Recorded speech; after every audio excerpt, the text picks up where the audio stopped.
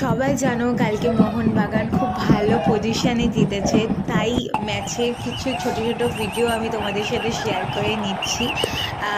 পুরো ভিডিওটা আমি নর্মালি রেখেছি, পুরো ভিডিওটা তো ভয়েস ওভার দিইনি, তোমরাও এনজয় করো।